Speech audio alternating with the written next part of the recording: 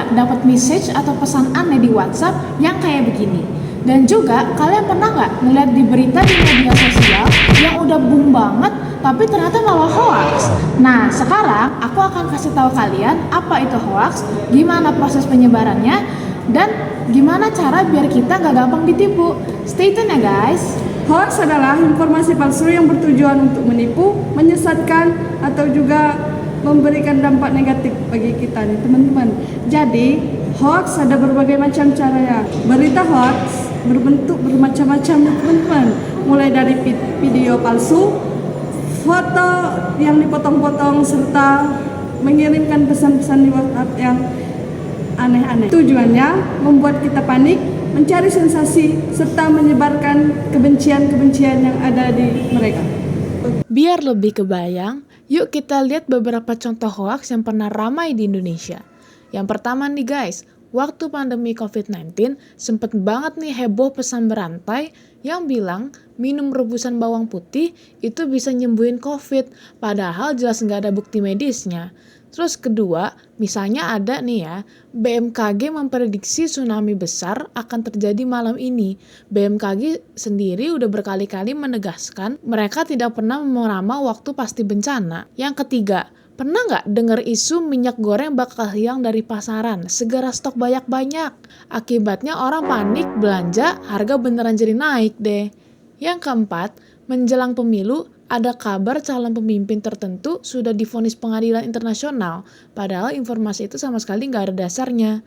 Terus yang kelima, sering banget nih ya, muncul berita artis terkenal meninggal dunia, padahal kenyataan mereka sehat-sehat aja deh.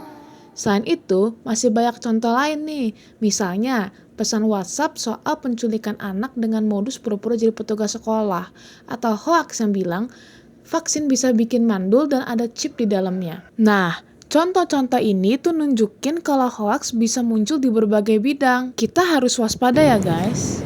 Kenapa sih hoax cepet banget nyebar? Pertama, karena judulnya yang menarik perhatian banyak orang, yang bombastis banget. Kedua, orang gampang percaya dengan informasi yang mereka lihat karena sangat sesuai dengan apa yang mereka pikirkan. Yang ketiga, media sosial menciptakan atau memberi tombol share yang sekali klik tanpa mikir juga orang langsung kesebar dengan cepat. Berita hoax itu teman-teman, dampaknya nggak sepele loh. Dampaknya bisa serius banget nih. Yang pertama, kesehatan. Yang kedua, ekonomi. Dan yang ketiga, sosial. Seperti yang diberitahu tadi, hoax itu nggak sepele ya guys. Misalnya nih untuk di bidang kesehatan, sering banget muncul mulai dari obat palsu, resep tradisional yang katanya bisa menyembuhkan semua penyakit, sampai isu bahaya vaksin. Masalahnya, kalau orang percaya, mereka bisa menolak pengobatan medis yang sebenarnya penting. Ada yang nekat minum ramuan berbahaya, ada juga yang berhenti berobat karena takut setelah baca kabar palsu. Ujung-ujungnya bukan sembuh, malah makin parah. Untuk di bidang ekonomi, hoax ini juga bisa mempengaruhi kondisi ekonomi masyarakat. Misalnya, berita palsu soal kelangkaan minyak goreng, gula, atau bahan bakar. Begitu hoax tersebar, orang panik beli barang dalam jumlah banyak. Akibatnya, stok barang di pasaran jadi kosong, harga melonjak, dan yang paling dirugikan justru masyarakat kecil. Jadi, satu isu hoax bisa memicu efek domino ke pasar dan bikin kondisi ekonomi enggak stabil. Yang terakhir nih, sosial. Dampak paling bahaya ada di sisi sosial ya guys. Hoax bisa memecah belah masyarakat, bikin orang saling curiga, bahkan sampai nimbulin konflik. Contoh nyatanya, hoax politik atau SARA yang sengaja dibuat untuk memprovokasi kelompok tertentu. Akibatnya, hubungan antar warga jadi renggang, ada yang saling benci, bahkan bisa berujung pada kerusuhan. Jadi, hoax bukan cuma merusak informasi, tapi juga merusak persatuan di masyarakat ya guys. Hati-hati. Lalu gimana caranya biar kita gak gampang ketipu? Tenang aja guys, kita bisa pakai rumus STOP, stop. S-nya untuk sumber.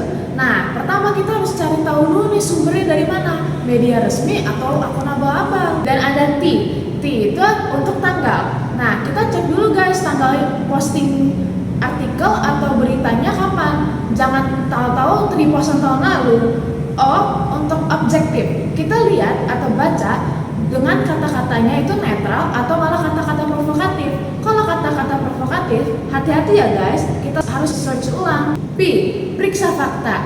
Nah, kita harus bandingin dulu pakai situs Turnback Hoax ID atau media-media resminya. Jadi kita bandingin nih, ini fakta atau bukan guys. Kadang kita mikir, kok ada ya orang yang gampang banget percaya hoax? Ada ya guys beberapa alasannya. Pertama, emosi. Hoax ini sering banget mainin rasa takut, marah, atau enggak harapan. Yang kedua, kitanya atau masyarakat yang kurang kritis. Banyak orang yang enggak terbiasa cek ulang informasi. Yang ketiga, tekanan sosial. Kalau informasi dikirim sama keluarga atau teman dekat, kita cenderung lebih percaya. Yang keempat, ada echo chamber. Algoritma medsos bikin kita sering lihat info yang mirip sama pendapat kita, jadi kita makin gampang terjebak. Jadi, kalau kita gampang percaya hoax itu bukan karena kita orang bodoh ya guys, tapi karena otak kita emang suka pilih jalan cepat buat ambil keputusan. Tapi tenang aja ya guys, kan aku udah kasih tahu cara biar kita nggak gampang ditipu. Jangan lupa pakai rumus STOP or stop-nya ya. Kalau ketemu berita hoax, jangan diam aja ya teman-teman. Ada beberapa hal dan langkah-langkah yang harus dilakukan. Yang pertama, jangan langsung share dulu ya teman-teman. Yang kedua, ingatkan keluarga dengan sopan ya teman-teman.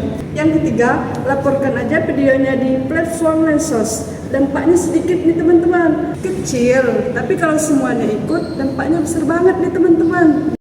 Sekarang, coba tanya ke diri kita sendiri, mau jadi bagian dari solusi atau justru jadi penyebar masalah? Setiap klik share itu punya konsekuensi loh. Jadi sebelum jempol bergerak, pastikan yang kita sebarkan itu benar, bukan sekedar bikin heboh. Nah, jadi hoax itu bisa bikin masalah besar kalau kita asal share ya guys. Mari kita jadi pengguna media sosial yang bijak. Nah, jangan sampai kita jadi korban atau malah jadi pelaku penyebar hoax. Terima kasih udah menonton dan jangan lupa like and share ya. Sampai ketemu nanti.